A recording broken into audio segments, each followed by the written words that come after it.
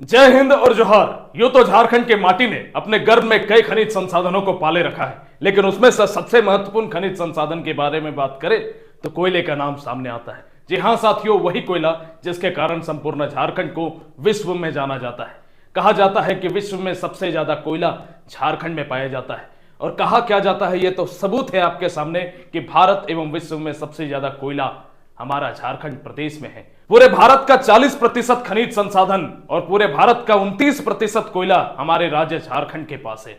तो आइए इस महत्वपूर्ण वीडियो को आज हम लोग शुरुआत करेंगे साथियों, जिसमें हम लोग कोयले का पूरा इतिहास जानेंगे, किस प्रकार से धनबाद आज कोयले की समस्या के कारण ग्रसित है और जल रहा है उसके बारे में जानेंगे, और साथ ही जानेंगे कि किस किस तरह के कोयले के खान में दुर्घटनाएं हुई है, और पूरे कोयले का इतिहास को हम लोग आज के इस वीडियो में जानने वाले हैं। बहुत महत्वपूर्ण वीडियो है, शुरू से लेकर के अंत तक आप लोग बने रहेंगे, बहुत मजा आने वाला है। तो आइए साथियों शुरू करते हैं। बचपन में आप लोगों ने अपने पाठ्य पुस्तकों में कोयले की उत्पत्ति के बारे में तो जरूर पढ़ा होगा, लेकिन इस कहानी की सुव्यवस्थित तरीके से शुरुआत करने के लिए हम लोग कोयले की उत्पत्ति के बारे में भी समझ लेते हैं कि आज से लगभग 30 करोड़ साल पहले भूगर्भ में हमारी पृथ्वी में एक बहुत बड़ा आपदा आया था, एक बहुत बड़ा प्रचंड आपदा आया था, जिससे पृथ्वी के ऊपर जितने भी जीव जंतु थे, जिसमें डायनासोर शुमार थे और बहुत तरह की ऐसे प्रजातियां थी, बहुत तरह के ऐसे जीव जंतु थे जो पृथ्वी के गर्भ में चले गए, और इन्हीं सभी के कारण, इन्हीं सभी जीव जंतु, वनस्पति, पेड़ पौधों के जमीन के नीचे दबने के कारण करोड़ों वर्षों तक उच्च ताप और उच्च दाब से धीरे धीरे धीरे धीरे ये वनस्पतियों में कन्वर्ट होने लगे, और धीरे धीरे अनेक खनिज संसाधनों में ये कन्वर्ट होने लगे, और एक एक करके इसका सुव्यवस्थित रूप में जब ये खनिज संसाधन के रूप में परिवर्तित हुआ तो कोयले का निर्माण हुआ। कोयले की उत्पत्ति के बारे में तो हम लोगों ने समझ लिया, लेकिन अब हम लोग समझते हैं कि इसका लोगों ने इस्तेमाल करना कब शुरू किया। देखो, कई सालों तक, आज से लगभग 250 साल पहले कोयले की उपयोग करने की शुरुआत हुई। उससे पहले कोयले को वेस्ट माना जाता था कि जैसे पत्थर हमारे लिए कोई काम का नहीं है, उसी तरह कोयला हमारे लिए कोई काम का नहीं है। लेकिन 250 साल पहले जब वैज्ञानिकों ने शोध किया और पाया कि कोयले को गर्म करके पानी को उबाला जा सकता है, टरबाइनों को घुमाया जा सकता है, और कोयले का ऊर्जा का प्रयोग करके विभिन्न मशीनों को चलाया जा सकता है, तब कोयले के क्षेत्र में क्रांति आई और धीरे धीरे कोयले को खदानों से निकाले जाने लगा। इसकी शुरुआत भारत में आने में समय लगता है, क्योंकि आपको पता है कि इधर कोयले की ऊर्जा के बारे में वैज्ञानिकों को पता चला, और वहीं 18वीं सदी में यूरोप में औद्योगिक क्रांति आ गया। औद्योगिक क्रांति से मशीनों का निर्माण हुआ, कई सारे नए नए मशीनों का आविष्कार हुआ, और उसी मशीनों के आविष्कार के क्रम में आया भाप से चलने वाला रेलगाड़ी। भाप से चलने वाला रेलगाड़ी जिसमें कोयले का प्रयोग किया जाता था। धीरे धीरे संपूर्ण यूरोप में पटरियां बिछने लगी, रेल की पटरियां बिछने लगी, और भाप इंजनों का दिन दोगुनी रात चौगुनी तरक्की होता है, और भाप इंजनों का प्रयोग होने लगता है। एक तरफ 18वीं सदी के मध्य में यूरोप में औद्योगिक क्रांति का दौर था, लोग तरक्की कर रहे थे, यूरोप डेवलप हो रहा था। वहीं दूसरे तरफ भारत में ईस्ट इंडिया कंपनी का दबदबा बन गया था। ईस्ट इंडिया कंपनी का शासन व्यवस्था भारत में लागू हो चुका था। जब ईस्ट इंडिया कंपनी को पता चलता है कि यूरोप में कोयले की डिमांड है, तो वो भारत में कोयले की तलाश करना शुरू कर देता है, और अंग्रेज अधिकारी भारत में कोयले की खोजबीन शुरू कर देते हैं। इसी बीच ब्रिटिश सरकार यानी कि ईस्ट इंडिया कंपनी अपने 2 वैज्ञानिकों को अपने इंग्लैंड से बुलाती है, और 1774 ईस्वी में जॉन समर और ग्रांट हिटली नामक 2 वैज्ञानिक पश्चिम बंगाल के रानीगंज में कोयले का पता लगाते हैं, और 1774 ईस्वी में ही पश्चिम बंगाल के रानीगंज में ही कोल फील्ड यानी कि कोयले की खदानों की शुरुआत हो जाती है। खदानों से कोयला निकाला जाता है, लेकिन भारत से कोयले को यूरोप तक पहुंचाने में ईस्ट इंडिया कंपनी को बहुत सारी समस्याओं का सामना करना पड़ता है, और उन्हें कोई खास लाभ नहीं नजर आता। इसलिए वह कोयले के उत्पादन में, कोयले की प्रोडक्शन में कमी कर देते हैं, और उस पर कुछ खासा ध्यान नहीं देते हैं। लेकिन कोयले के क्षेत्र में ऐतिहासिक परिवर्तन आता है सन 1853 के दशक में। 1853 के दशक में भारत में पहली बार भाप से चलने वाली यानी कि कोयले से चलने वाली ट्रेन को लाया जाता है, और यहीं से कहानी की असली शुरुआत होती है। भारत में कोयले की बिक्री की शुरुआत होती है, कोयले के डिमांड की शुरुआत होती है। 1853 ईस्वी में जैसे ही कोयले से चलने वाली ट्रेनें आती है, एक के बाद एक ट्रेनें मंगवाई जाती है, क्योंकि भारत में उस समय भी आबादी था और लोग सफर करने के लिए इस नई नवेली वाहन का प्रयोग करना बहुत ज्यादा पसंद करने लगे, और धीरे धीरे एक के बाद एक भाप से चलने वाली यानी कि कोयले से चलने वाली ट्रेनों का आगमन भारत में होता है, और कोयले की डिमांड अचानक से बढ़ जाती है। इसके बाद कोयले के डिमांड में तो दिन दुगनी रात चौगुनी तरक्की होती है, और एक के बाद एक भारत में कोयले की खदानों की स्थापना की जाती है। इसी बीच अंग्रेजों को एक बहुत बड़ा खजाना हाथ लग जाता है, वो है भारत का झारखंड राज्य में स्थित धनबाद शहर। जहां पर अंदाजा लगाया जाता है कि यहां तो भारत, संपूर्ण भारत में सबसे ज्यादा कोयला है और अंग्रेजों की आंखें चमक उठती है और धनबाद में भी कोयले का कारखाना की शुरुआत होती है। आप इसी बात से अंदाजा लगाइए कि 18वीं शताब्दी से 19वीं शताब्दी तक आते आते किस तरह कोयले की डिमांड में वृद्धि होती है। 19वीं शताब्दी तक जहां पर 6 मीट्रिक टन कोयले की डिमांड थी, 1920 आते आते 20 मीट्रिक टन तक चला गया वो डिमांड। 1930 ईस्वी में ये डिमांड बढ़ करके 30 मीट्रिक टन तक चला गया। अचानक इतना वृद्धि इसलिए हुआ क्योंकि वर्ल्ड वार 1 चल रहा था उस समय, और वर्ल्ड वार 2 होने तक यानी कि 1933 के दशक तक 33 मीट्रिक टन तक कोयले का डिमांड आने लगा और संपूर्ण विश्व में हाहाकार मच गया था कि अब हमें कोयला चाहिए। और संपूर्ण भारत में कोयला इतनी तेजी से खदानों से निकाला जाने लगा। धनबाद उसका एग्जाम्पल है कि 1930 के दशक में जिस तरह से वहां पे कोयला निकाला गया और वहां पे इतने सारे कोयले से संबंधित आपदाएं हुई, वो सभी घटनाएं हम लोग एक एक करके तो जानने ही वाले हैं। तो चलिए साथियों, हम लोगों ने समझा कि विश्व में किस तरह से कोयला का उपयोग हुआ और भारत में किस तरह से कोयला का प्रयोग हुआ और डिमांड्स आखिर कैसे बढ़ी कोयले की। अब हम लोग झारखंड से शुरुआत करते हैं। कोयले के क्षेत्र में अंग्रेजों की मोनोपोली 1930 के दशक तक ही चलती। 1930 के दशक तक अंग्रेज अपना दबदबा कोयले के फील्ड में, कोयले को खदान से निकालने के क्षेत्र में अपना हाथ जमाए रखते हैं। लेकिन साल 1930 के दशक में एक टर्निंग पॉइंट आता है। अभी तक ब्रिटिश सरकार ही सिर्फ खदानों से कोयला निकाल सकती थी, लेकिन अब कोयले का प्राइवेटाइजेशन होने वाला था क्योंकि ब्रिटिश सरकार को सिर्फ पैसे से मतलब था और भारत में एक सेठ आ चुका था। और भारत में भी झारखंड के झरिया शहर में एक सेठ आ चुका था गुजरात से, जिसका नाम था सेठ खोराराम रामजी छावड़ा। तो खोराराम रामजी छावड़ा को आप लोग याद रखेंगे। ये इनका लालच आप लोगों को पता चलेगा कि कैसे सेठ खोराराम रामजी छावड़ा के कारण आज झरिया में इतना बड़ा आग लगा है। यही वो इंसान है जिसके वजह से झरिया की जमीन के नीचे आग लगा है, धनबाद शहर आज जल रहा है। और जितनी तबाही कोयले को निकालने में इस बंदे ने लगाई है, संपूर्ण झारखंड में किसी ने नहीं लगाई। ना ही अंग्रेज सरकार ने, ना ही ब्रिटिश सरकार ने। इस बंदे ने पूरे धनबाद शहर को एक समय खाली करने का निर्णय ले लिया था। पूरे धनबाद के कोयले को, पूरे झरिया के कोयले को एक समय ये जमीन के नीचे से निकालने का इसकी प्लानिंग चल रही थी। लेकिन समय का दौर सबका गुजरता है। वही होता है साल 1930 के दशक में। 1930 के दशक में सेठ खोराराम रामजी छावड़ा, गुजरात के एक व्यापारी, झारखंड में आते हैं और झारखंड में अंग्रेजों को एक प्रस्ताव देते हैं कि आप हम लोग मेरे से पैसा ले लीजिए, जितना आपको कोल माइनिंग से प्रॉफिट हो रहा है उतना मेरे से पैसा ले लीजिए और कोल माइनिंग की सारी जिम्मेदारी अब हमको दे दीजिए। अब हम कोल माइनिंग यहाँ पे करना चाहते हैं, आप अपना पैसा लीजिए, अपना हिस्सा लीजिए और हमको कमाने दीजिए। और इस तरीके से सेठ खोराराम रामजी छावड़ा अंग्रेजों के बीच एक प्रस्ताव रखते हैं। अंग्रेज इस प्रस्ताव को मान लेते हैं और सबसे पहले प्राइवेट माइनिंग शुरू हो जाती है झरिया में। सेठ खोराराम रामजी छावड़ा के आने के बाद एक अलग अलग व्यापारी झरिया में आते हैं और एक के बाद एक अलग अलग माइनिंग यानी कि माइनिंग प्लेसेस यानी कि खदानें खोली जाने लगती है और झरिया धीरे धीरे खदानों का गढ़ बन जाता है। लगभग 70 से 80 खदानें 1930 के दशक में आकर के बन जाता है झरिया में और झरिया में हर दिन कोयले को जमीन से निकाला जाने लगता है। ये जो साल था 1930 का दशक, ये कोयले को निकालने के क्षेत्र में या धनबाद से कोयला निकालने के क्षेत्र में कोयला माफियाओं के लिए गोल्डन एरा था। इसी समय सबसे ज्यादा कोयला को जमीन से निकाला जाने लगा। लोगों को देखिए, आप मैं इमेजेस के माध्यम से समझाता हूं कि कोयलों को कैसे निकाला जाता था। पहले तो इंजीनियर को भेजा जाने लगा जमीन के अंदर। इंजीनियर जाते, फिर लेबर जाते, लेबर को बताया जाता कि किस तरीके से आपको कोयले को निकालना है। वे लोग जमीन को कोड़ते, वहां से जमीन से कोड़ने के बाद इस तरह से टोकरियों में उठा करके कोयले को लेकर के वो बाहर चले जाते। और देख पा रहे हैं आप कि एक छोटी सी वेगन लगी हुई, कोयले की एक छोटी सी रेलगाड़ी लगी हुई है। यहाँ पर कोयले को ट्रांसफर किया जाता और फिर ट्रक, अलग अलग ट्रक बाहर में इंतजार करते कि कोयला आएगा। फिर ट्रक के साथ साथ और ट्रक देखिए यहाँ पर जा रही है ऊपर की तरफ। फिर आगे देखेंगे कि कुछ महिलाएं भी इन लोगों का हाथ बटा रही है। छोटे छोटे वर्कर होते थे जो खदान भले ही ना जाए लेकिन ट्रकों में लोड करने के लिए इन महिलाओं का उपयोग किया जाता है। और जेसीबी के माध्यम से आप देख पा रहे हैं कि ट्रेन के रेल के डिब्बों में मालगाड़ी जो होता है, मालगाड़ी में इस तरह से जेसीबी की मदद से कोयले को ट्रांसफर किया जा रहा है, कोयले को डाला जा रहा है और यही कोयला जाकर के अलग अलग राज्यों में है ना जाएगा और वहां पर कोयले का प्रयोग किया जाएगा। यही कोयला जाकर के फैक्ट्रियों में जाएगा और यही दौर लगातार से चल रहा था।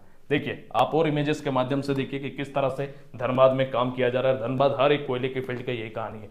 जहां पर माल लाने में दिक्कत होता है वहां पर इन झूले के सहायता से कोयले को, आप लोगों ने ये सब सारी इमेजेस देखा हुआ है कि इन झूले के प्रयोग से क्या किया जाता है, कोयले को एक स्थान से दूसरे स्थान तक ले जाया जाता है। जो दुर्गम इलाके होते हैं जहां पे गाड़ियां नहीं चल सकती, लोग नहीं जा सकते और इन्हीं कोयलों का प्रयोग करके बिजली बनाया जाने लगा और फैक्ट्रियों में इनका प्रयोग किया जाने लगा। स्टील की फैक्ट्री, लोहे की फैक्ट्री, है ना, अलग अलग फैक्ट्रियों में कोयले का प्रयोग किया गया और इस तरीके से एक जगह से दूसरे जगह कोयले को पहुंचाया गया। और कोयले के डिमांड में हर दिन, आज भी हर दिन इसके डिमांड में हर दिन ग्रोथ हमें देखने को मिल रहा है।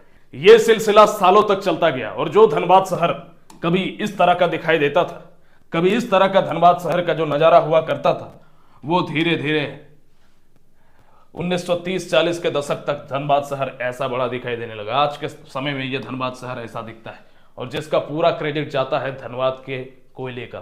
धनबाद का कोयला धनबाद के लिए वरदान साबित हुआ, लेकिन वरदान के साथ साथ वहां के लिए श्राप भी आज बन गया है।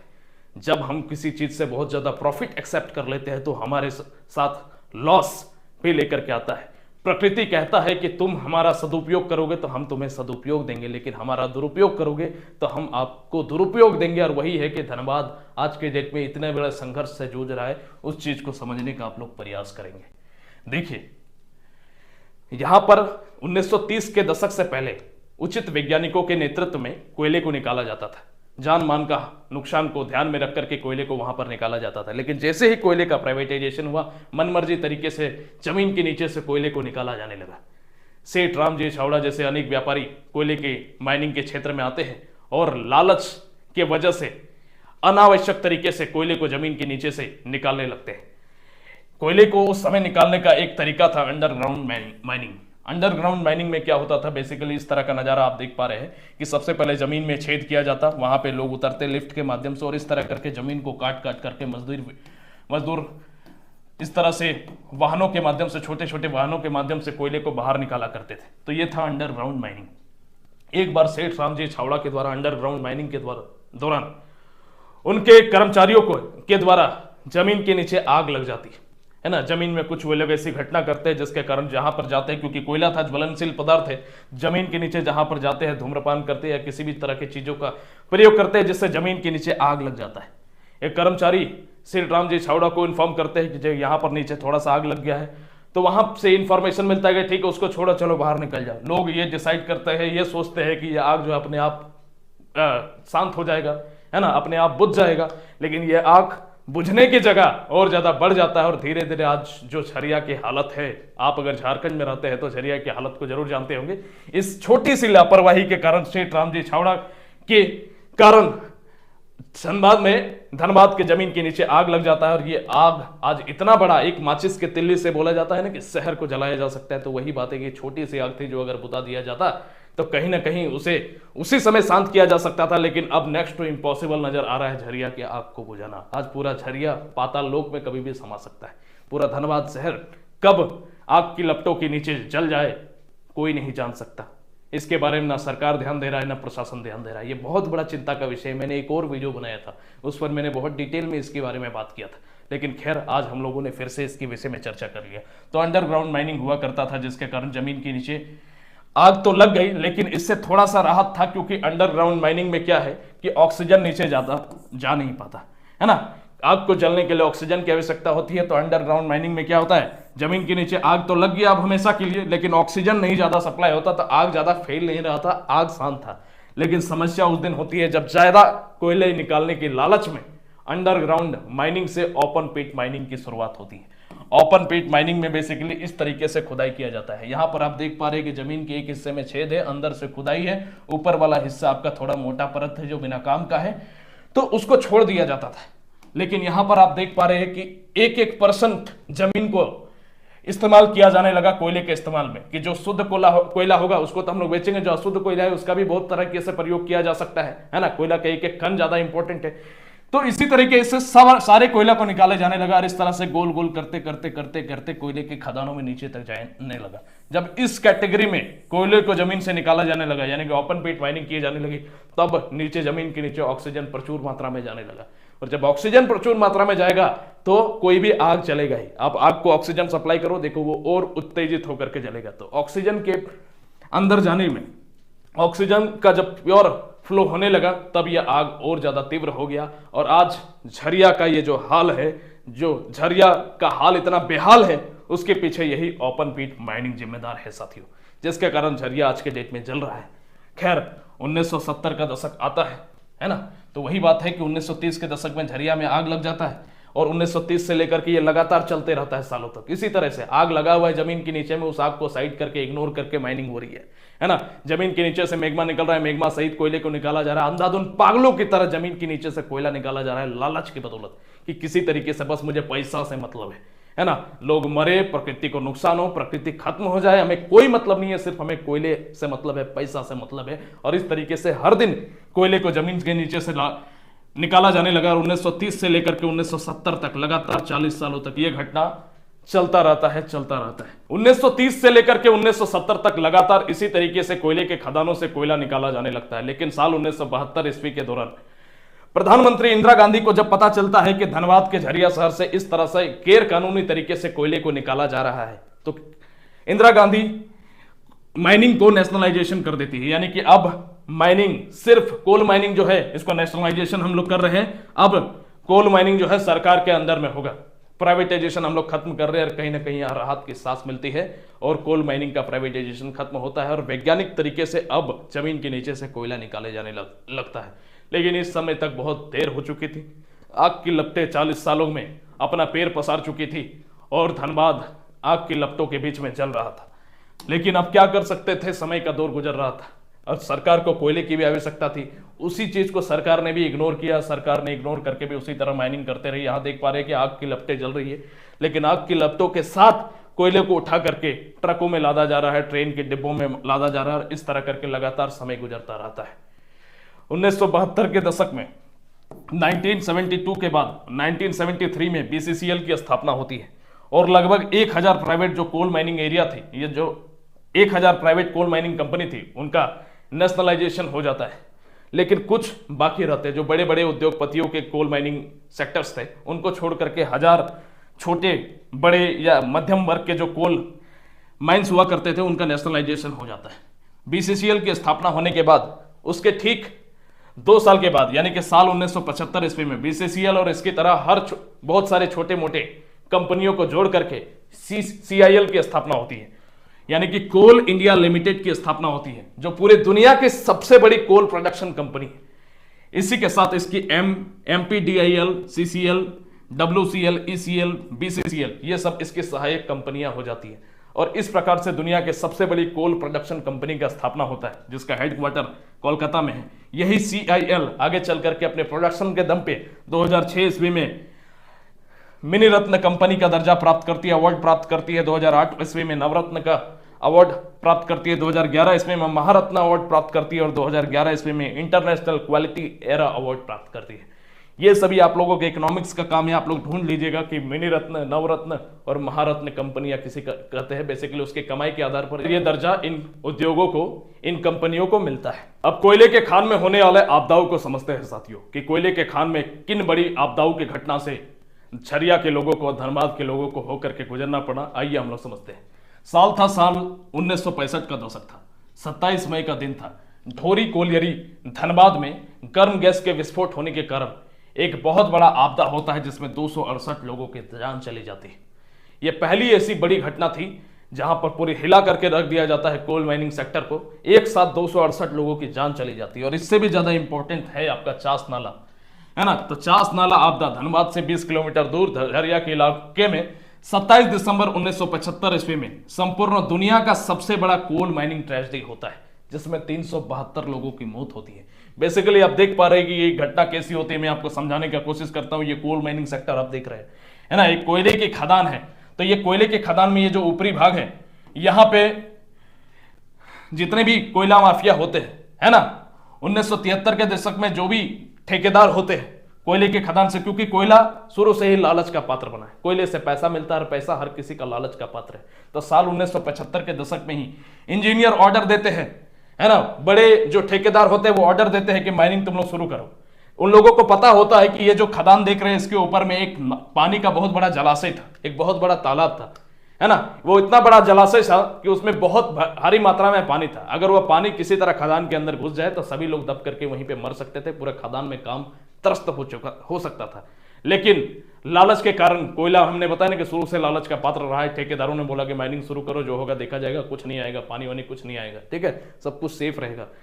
जितने भी लोग रहते हैं, जितने भी कोयला निकालने वाले कर्मचारी रहते हैं, वो माइनिंग शुरू करते हैं और माइनिंग के दौरान ही वो छत फट जाता है और फटने के साथ ही किसी का हथौड़ा लगता होगा या किसी से माइनिंग का मशीन लगता होगा और यहां से पानी अंदर चला जाता है छत के रास्ते और पूरे अंदर में पानी भर जाता है। सभी लोग जितने भी कर्मचारी थे, लगभग 372 कर्मचारी पानी में वहीं दब करके अंदर में मर जाते हैं, जो पूरे दुनिया का, पूरे इतिहास में आज तक का सबसे बड़ा ट्रेजेडी है कोयले के खदानों में, जिसमें 372 लोगों की जान चली जाती है। आगे समझिए साथियों, मैंने जैसे बताया कि ठेकेदारों को पता था कि ऐसा घटना हो सकता है, लेकिन तब भी उन्होंने कोयले के लालच में, कोयले पाने के लालच में इतने लोगों के जान की आहुति चढ़ा दी। आज कोयले के प्रदूषण से संपूर्ण दुनिया में हाहाकार मचा हुआ है। कोयला हमारे लिए वरदान है तो कोयला हमारे लिए श्राप भी साबित हो रहा है। आज अगर प्रकृति के बारे में बात करें तो कोयले के प्रयोग से पृथ्वी 1 डिग्री टेम्परेचर तक धरती गर्म हो गई है और ऐसा अनुमान लगाया जा रहा है कि सदी के अंत तक 3 से 4 डिग्री पृथ्वी गर्म हो जाएगा। वातावरण में 40% कार्बन डाइऑक्साइड बढ़ने का सीधा कारण है कोयला। और कोयला के जलाने से जो पॉल्यूटेंट्स निकलते हैं, जो धुआं निकलता है, वो सीधे स्वास्थ्य के फेफड़ों पे हक जमाता है, फेफड़ों में सीधा अटैक करता है और फेफड़ों के लिए वो बहुत ज्यादा नुकसानदेह होता है। 19वीं सदी में वैज्ञानिक पहले ही बोल चुके हैं कि कोयला सेहत के लिए बहुत ज्यादा हानिकारक है, लेकिन सरकार की अर्थव्यवस्था को बनाए रखने के लिए कोयला का सदुपयोग करना, कोयला का प्रयोग करना बहुत ज्यादा जरूरी है। तो इन सभी बातों को इग्नोर करते हुए सरकार लगातार माइनिंग जारी रख रही है। यूनाइटेड स्टेट ने दुनिया से कह दिया कि 2030 से 40 तक बिजली उत्पादन में कोयले को हटाने के लिए कहा कि बिजली उत्पादन करने में पानी का प्रयोग कीजिए, कोयले का प्रयोग मत कीजिए। और इसी के साथ अमेरिका एंड यूरोप में कोयले का इस्तेमाल आज के डेट में बिजली बनाने में खत्म हो गया है। लेकिन वही अगर हम लोग एशिया के बारे में बात करें तो एशिया में कोयले का इस्तेमाल लगातार बढ़ रहा है। और आपको पता होना चाहिए कि चीन और भारत, ये 2 ही देश अकेले मिलकर पूरी दुनिया का 1/3 कोयला, 1/3 से ज्यादा कोयला हर साल फूंक देता है ना। ये कितनी बड़ी चिंता का विषय है। ये वीडियो साथियों कोयले की कहानी के पार्ट 1 था, जहां पर मैंने आपको समझाया कि भारत और झारखंड में कैसे कोयले की उत्पत्ति हुई, कैसे इसका उपयोग हुआ, कैसे कोल माइनिंग शुरू हुई। आशा करेंगे ये वीडियो आप लोगों को पसंद आई होगी। इसका दूसरा पार्ट भी हम लोग लेकर के आएंगे। उस पार्ट में बेसिकली कहानी होगी कि कैसे झारखंड में होती है कोयले और खनिज संसाधनों की चोरी, कैसे झारखंड में इतने ज्यादा खनिज संसाधन है, पूरे देश का 40% खनिज संसाधन है, पूरे देश का 29% कोयला है, तब भी झारखंड क्यों भारत का दूसरा सबसे गरीब राज्य है। इन्हीं सभी घटनाओं के बारे में अगले विषय में हम लोग चर्चा करेंगे, अगले वीडियो में चर्चा करेंगे। ये कोयले की कहानी का पार्ट 1 था, इसका पार्ट 2 भी आएगा, जहां पर हम लोग आखिर क्यों, कैसे होती है झारखंड में खनिज संसाधनों की चोरी, यही होगा वीडियो का टॉपिक। उस वीडियो में हम लोग मिलेंगे। अगर वीडियो आपको पसंद आई है तो अन्य तक भी शेयर करें। नीचे हमारा टेलीग्राम चैनल और हमारा मोबाइल एप्लीकेशन है। अगर आप प्रतियोगिता परीक्षा की तैयारी कर रहे हैं तो हमारा टी-शर्ट देख के आप समझ पा रहे हैं कि अगर झारखंड के छात्र है, किसी प्रतियोगिता परीक्षा की तैयारी कर रहे हैं, तो हमारे मोबाइल एप्लीकेशन SBI झारखंड को गूगल प्ले स्टोर से इंस्टॉल कीजिए और JPSC JSSC के सभी प्रतियोगिता परीक्षाओं की तैयारी हमारे मोबाइल एप्लीकेशन के माध्यम से पूरे झारखंड का सबसे कम फीस में आप लोग कीजिए। The best quality of education में और मेरी पूरी टीम, झारखंड में सबसे ज़्यादा एडमिशन आज के डेट में हमारे चैनल में, हमारे प्लेटफॉर्म में, हमारे एप्लीकेशन का हो रहा है और सबसे ज़्यादा बच्चे आज के डेट में SBI परिवार से पढ़ने का कार्य कर रहे हैं। इस मुहिम में हम लोग चाहेंगे कि आप लोग भी जुड़े और हम लोग मिलकर के तैयारी करते हैं। ये वीडियो आपको कैसे लगा नीचे कमेंट बॉक्स में अपना ओपिनियन दीजिए। अगला वीडियो आपको किस टॉपिक पे चाहिए, ये तो आएगा लेकिन थोड़ा टाइम लगेगा, लेकिन अगला वीडियो आपको किस टॉपिक में चाहिए नीचे कमेंट बॉक्स में टाइप कीजिए। आज के लिए इतना ही, तब तक के लिए जय हिंद और जोहार।